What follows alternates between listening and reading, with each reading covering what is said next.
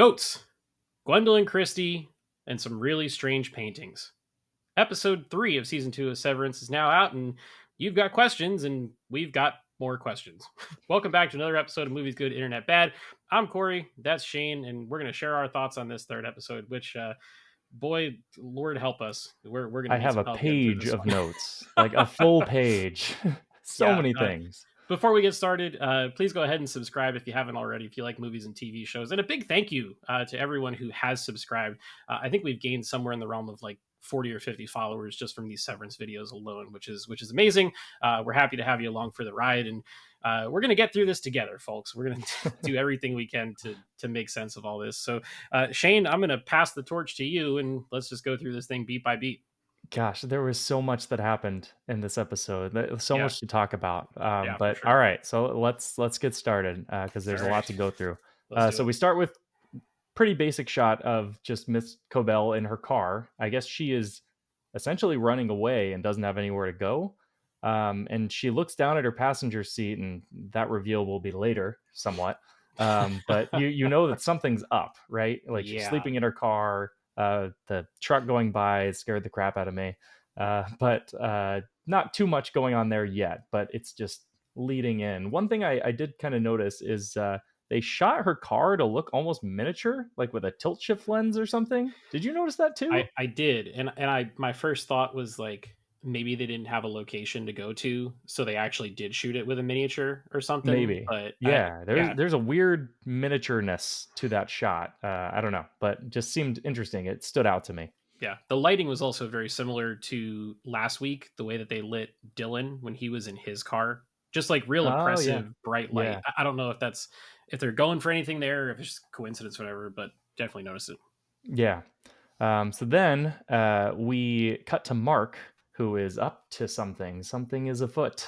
He is timing his way into Lumen, and he gets to a Yeah, minute and 42 seconds, and then counts in the elevator. So I think it was something like 2 minutes that he's counting out, and we'll yep, find out what he was counting out later. But yeah, immediate questions. So then down on the severed floor, they are leading the charge to find Miss Casey or Gemma in the yeah. office with a drawing, and so they basically are splitting up. And Irving is going to OCR, and Helly and Mark are going to the goat area The goat again to room. see the goat Yeah, room, which we find out their name later. But I don't want to spoil the surprise for anyone. yeah. You But fetid moppets will have to wait to hear about that. but yeah, so they're splitting up, and Dylan does not go because he has Yes. been basically bribed to keep doing his work Mhm. so that he can meet his Audi wife, Yeah. which we'll get there. We'll get Yeah, there. he's pretty But much chained to his desk, but can't yeah, tell them why.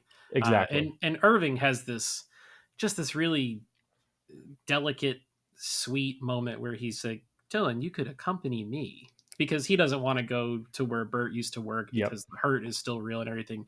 And Dylan's just like, "Nah, I can't do that." Yeah, you Sorry, should go man. for stealth. For Yeah, stealth. stealth Which purposes. is interesting because Irving, there's like some militariness in him, so stealth is like a pretty good Yeah. word to use for him. Hmm.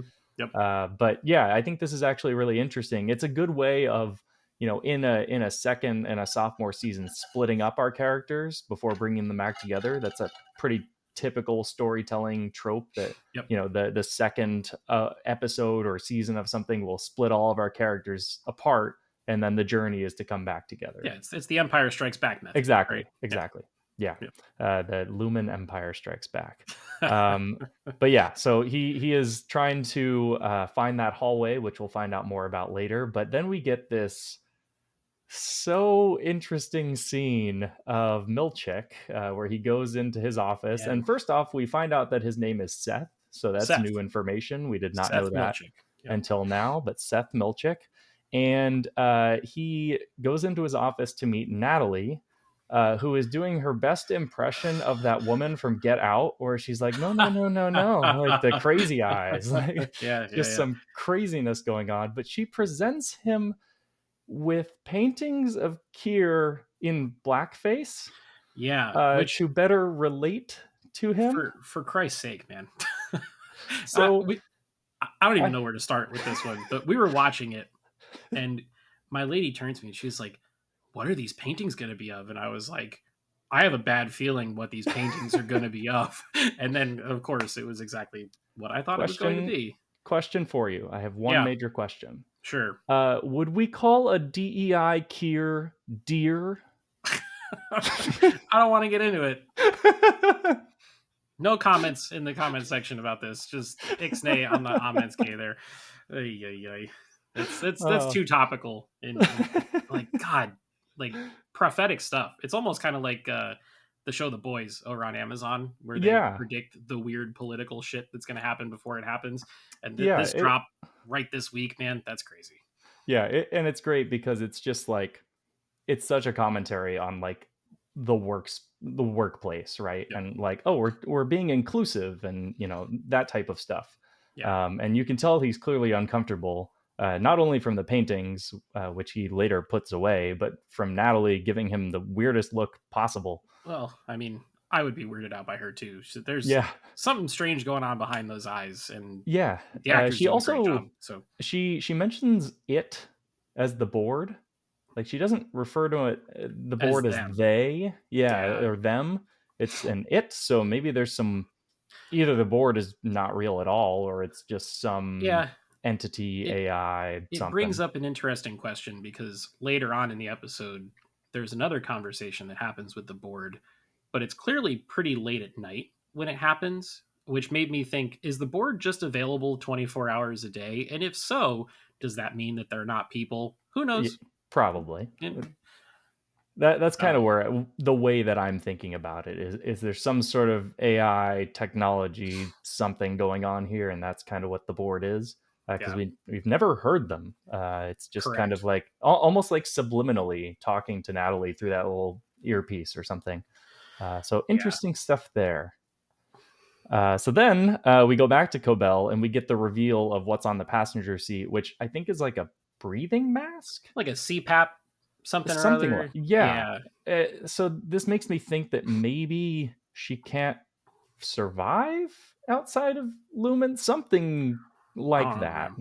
She has a sickness or something that Lumen is helping her with, and if she abandons Lumen, then she dies or something bad happens to her. So she immediately pulls the car around and goes straight back. Boy, if that's Uh, not a commentary on healthcare benefits being yeah, held over your yeah. head in the workplace, right? Yeah, it's great how like even in the most creative ways possible, this show is making such big commentaries on Yep. the workplace, Yep. and like it turns into this off the wall thing. But at the end of the day, it's almost like a office space type of thing, Hmm. right? Yeah. Where it's just making astute observations about the way that corporate culture works. Yeah. But yeah, I'm always impressed by that because it's just the most creative way possible of making those commentaries. It's not in your face. It's like such a weird version of it. Yep. But And they anyways, do it with like mind bending cinematography and everything too, yeah, yeah. which This is was so Ben it. Stiller who directed this one. Yeah. Just Uh, good Lord, good for him. Excellent. Yeah, He's come a you never long would way have since thought, right? Zoolander Yeah, 2. exactly, exactly.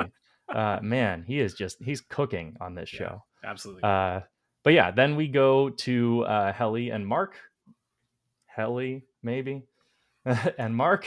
I have some Uh, thoughts there, which we'll get to. Yeah. yeah. So first off, they're kind of walking through the hallways, and they get to this moment where they almost kiss again, and Yeah. Helly is kind of flirting overtly with Mark. And Hmm. that makes me think it's a dead giveaway that this is Helena. And I don't think that that's supposed to be like a huge twist. I think we're Yeah. supposed to really be picking up on this, that Yeah. it's It's clearly pretty Helena. heavy handed, Yeah. the alluding to it. Yeah. Yeah, the intonation in her voice is different than Helly. The mannerisms, the outward flirting. Like Helly was such a like firecracker in the first season, and this Right. one's a little bit more reserved. Although like it's almost like she is trying too hard. Like she touches Irving, and Irving's like, the fuck are you doing? Like you've never done this.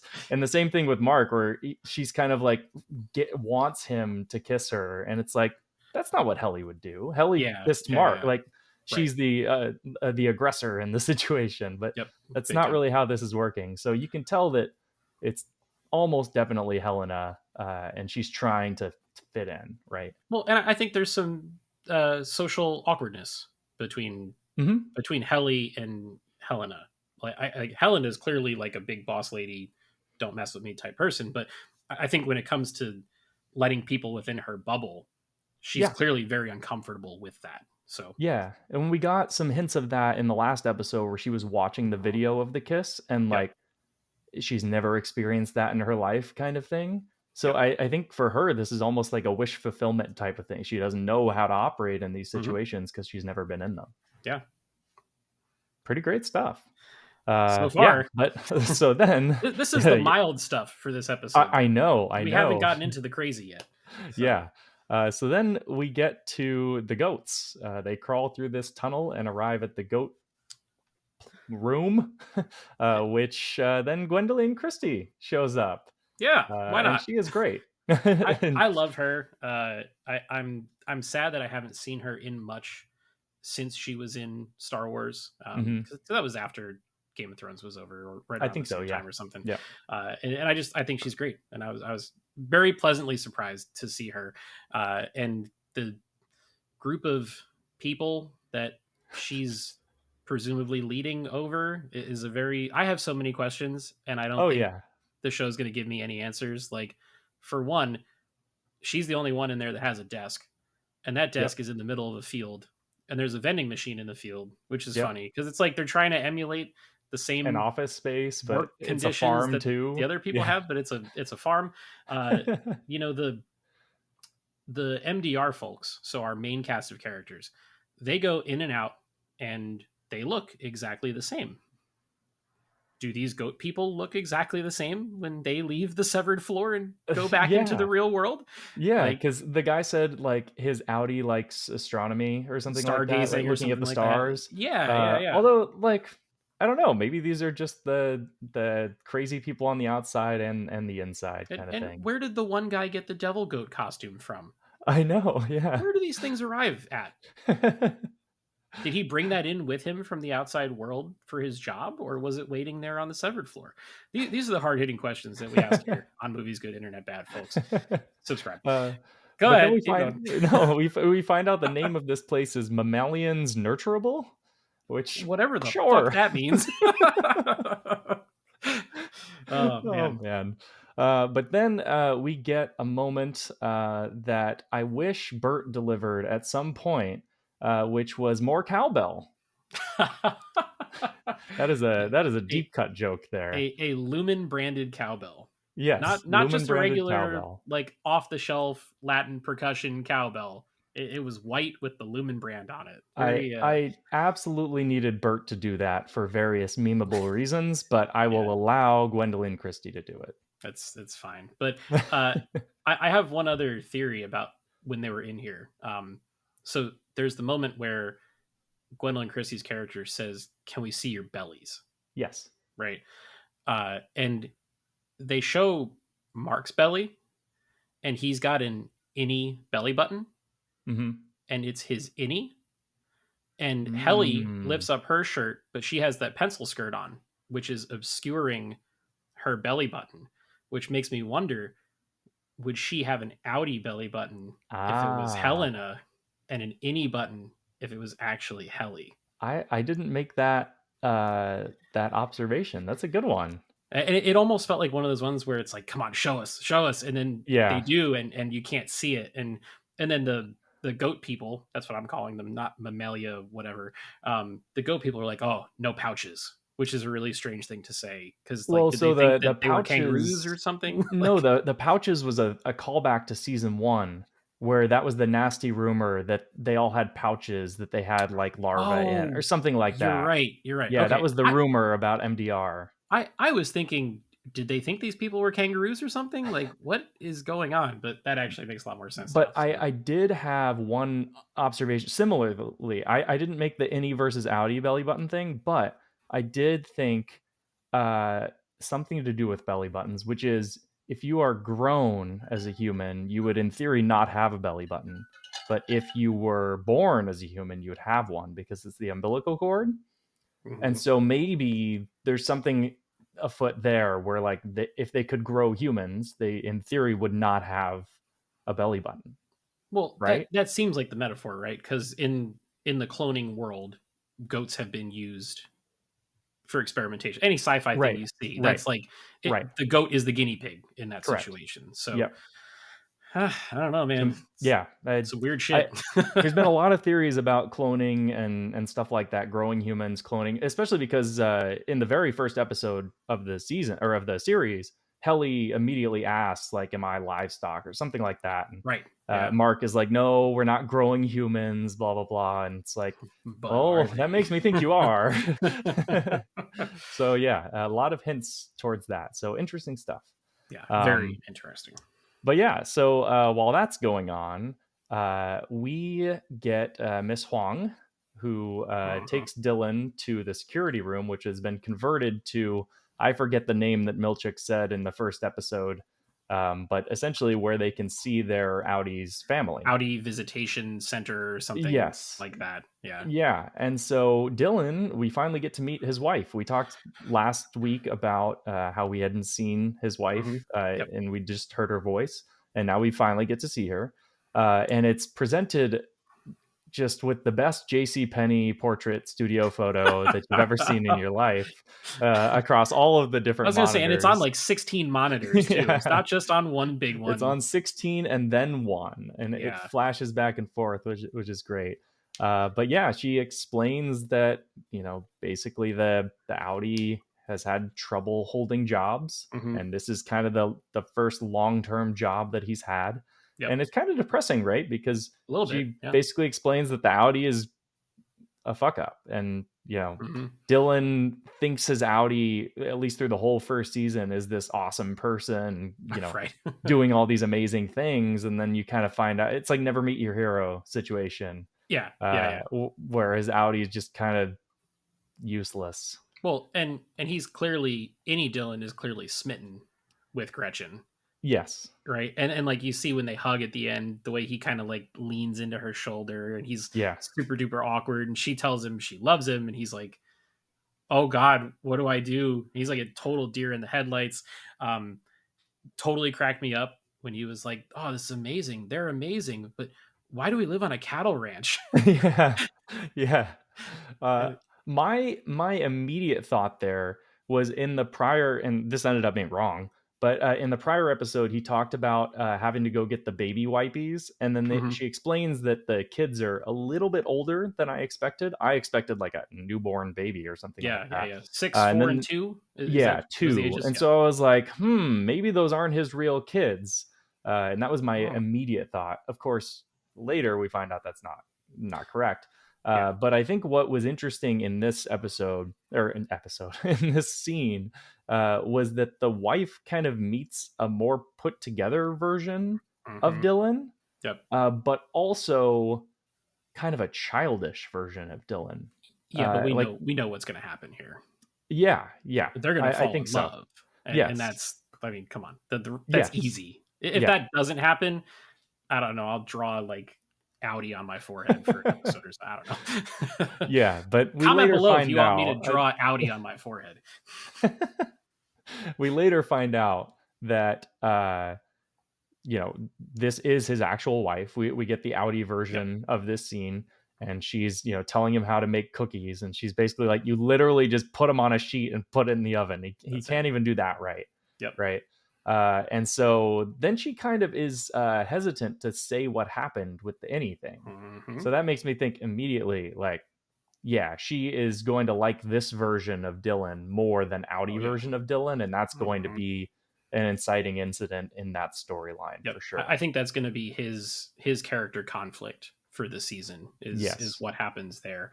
I also found it uh, slightly depressing, but also interesting that she clearly works an overnight job and Hmm. he works a day job where So they his never brain is see each turned other, off. So right? they literally never see each other except for Hmm. like a couple minutes in passing. Hey, here's the kids. It's almost like they're divorced or Yeah. separated, right? Yeah. Uh, so that also adds fuel to the fire for her potentially falling in love with the innie. So Right. it's good stuff. Yeah. This is a great setup for drama, Very right? good. Like Yeah. a Oh yeah. very, very good setup for a storyline. Yep. Um, So yeah, speaking of other storylines, so it seems like Irving's storyline in this episode and maybe season is finding the hallway, which he mentions that he has been able to draw because of his dreams Hmm. that his Audi has been drawing, Yep. and he finds out in OCR that it is called the Exports Hall. They Yeah. used to Felicia send tells him that. shipments there. Yeah, they used to Yeah. send shipments there, but now a guy does it. I don't know Yeah. who the So guy they is. they used to do it themselves, and Yeah, now someone else comes in and does it for them. Um, and she seemed a little bit concerned that he knew what that was, which tells yeah, me that there's some kind of danger there, yeah. or peril of some sort. So typical Severance, man. Mm-hmm. They give you an answer and they're like, hey, this thing's called this, But but what does that mean? now we're going to Yeah. give you a whole slew of new questions about what exactly that is and where it could go. Yes. uh, Yep. Good old mystery box. Yeah, and going back to the prior episode, Irving was on the phone saying like the Innie got the message Hmm. about the hallway basically, and Yep. so something is going on there with the Audi trying to maybe break in or something like that. Maybe the Yep. exports hall is the only exit that is not like severed, like the. Oh yeah, could be. So Yeah. maybe that's their escape route. I'm not entirely sure. Yeah. But I would assume all of them, like that. It's like the thermal exhaust port in the Death Star. You wouldn't leave Right. something that obvious, right? Yeah. I also love just the sweetness behind Irving drawing a picture of Bert for every day that he couldn't Yeah, see and it him. was I was like, animated. It was like a flip yeah, book. like a little flip Yeah, book is adorable. So yeah. yeah. So all right, so that's most of what we got from Irving this episode. But then we go back to the mammalians nurturable, and we just this reminds me so The much of goat room. Lost. It is It's the goat it room. it is it is the perfect level of weird, which Lost was the same way. And Yeah. actually, I saw something online that their locker numbers before they go into the severed floor are actually the famous numbers from Lost, the And 4, it's 8, in the 15, sequence too, 16. right? Yeah, Yeah, yeah. yeah, yeah. So It's yeah, cool. it's 4, 8, 15, 16, 23, 42. I think Sure. that'll be in my brain forever. Uh, those are the magic numbers from Lost that they have to enter in the hatch and lottery numbers and all that stuff. But yeah, it's a nice little reference, and they kind of know what they're doing, right? They know Yep. they're making a Lost type of show. Yeah, yeah, yeah. Um, but yeah, so they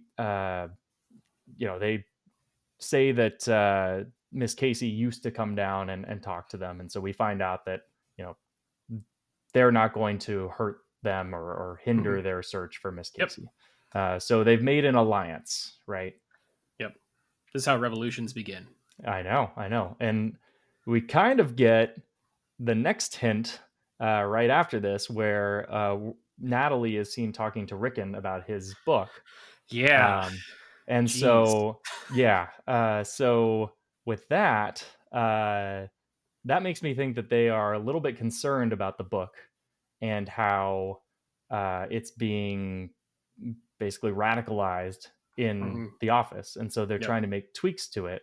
And so I'm assuming they're going to replace the book with the new version and not Hmm. tell the Ennies Yep. the and changes, right? and Rickon is such a sucker that, like, he's enamored with the fact that Natalie is so complimentary of the book. Yes. He'll do whatever she wants. Right. He's so in. Yeah, because his And wife has absolutely no interest in that book she doesn't care whatsoever. at all. And And she then hates it, right? we flash to the scene where they're down in Mark's basement and they talk about it, and she tells him, and he's like, "You're fucking kidding me, right?" Yeah. Like, Yeah. there's no way. They're But actually interested in this thing. yeah, Yeah. yep. So it's good stuff. Yep. All right. So then what we figure out there is that they are trying to shine a light into Mark's eyes that Yeah. will persist long enough so that whenever he goes down to the severed floor, he'll open his eyes and he'll see the message. Yep. So then we get a cut to Helena leaving the office, Hmm. and Miss Cobel is back. Cobelvig is back. And they have this cool little conversation about leverage, basically, Yeah. and about how Miss Cobel wants to be appreciated and come back, and she wants to be the head of MDR, and she wants Milch gone. Yeah. And it's kind of this power play where she's saying, like, Big time. I have earned all this, and Helena is basically like, you are not important as you think you are. Yeah. And I tend to think that she is as important as she thinks she is, and she kind of Well, knows it. But sure, you got to push those Helena's people trying down. to, Yeah. yeah, she's trying to talk her off of that power trip, That right? line was cold as hell too. You've overestimated your accomplishments and Yes, underestimated your blessings. I was just like, yeah, who yeah, is writing this stuff? yeah. It's It's like that great stuff. meme where the pen is on fire or the quill is Hmm. on fire. Someone's writing it. Yes, Like, yeah. yeah, I was all about that. I was um, also expecting like a little tumbleweed to roll in between the two of them because they're just out in this open parking lot and they're just like yep, staring each other down. This is good. I loved it. yeah. There's some nice little sass back and forth. How she basically Uh-huh. calls Helena like a nepo baby. Yep. Like I've earned everything that I've gained. I wasn't born into it, and Yep. you can tell that ticks off Helena. But Oh yeah. essentially, they agree to talk to the board. And then there's this weird scene where she sees the driver, I Hmm. guess, and Yeah. it racks focus to the driver to emphasize It that, did. Yeah. and it really scared her, and she runs away. So that guy is somewhat important. Don't know why, but that is an introduction of somebody we should care about, I think. Probably somebody dangerous and potentially violent. Could be a closer, as they like to say in the mob Yeah. game, somebody who takes care of business. So, Yeah. but The it definitely way, spooked Cobel. She yeah, and got out I'm of Dodge real guessing fast. that was kind of the thing, like, oh, let's go talk to the board. Actually, it's not the board. Actually, it's this guy. Right? So, like, you Yeah. want to threaten He's the me? board. Yeah, you want to threaten me? I'll get you fixed up. Yep. Uh, so then we get to the biggest moment of the episode, and something I did not expect to happen this early in the season. Mark is, trying to uh, Im- imprint the message onto his eyeballs, and Hmm. basically figures out that it won't work. Yep. And then Ragabi, I think that I got Yep. that name right. You got it. Yep. Um, from season one, shows up and basically tells him that won't work. There's only one way to get a message down to your innie, and that Yep. is reintegration. Yeah. And she basically tells him that Gemma is alive, and he immediately is like, sign me up, reintegrated, let's do Let's this do it. thing, I'm Yep. going to get my wife. Yep. And then we get this awesome scene about the reintegration where she's asking him questions and alternating between any questions and outie questions, to try and get his wavelengths to align. Yeah. And eventually they do, and we get this really cool sequence of him Uh-huh. like flashing through all these different outfits and like room colors and everything. And I thought that was really cool, a It great way to end it on. it was so well done because you have to nail your focal length, you have to nail your aperture, you have Yep. to nail the distance between the camera and the actor to get it as synced up as perfectly as it was. Yep. Because if it's the littlest bit off, Mark's face will look different. It's kind of like how everybody's been talking about David Corenswet as Superman in that new clip that came out with the wide angle lens, right?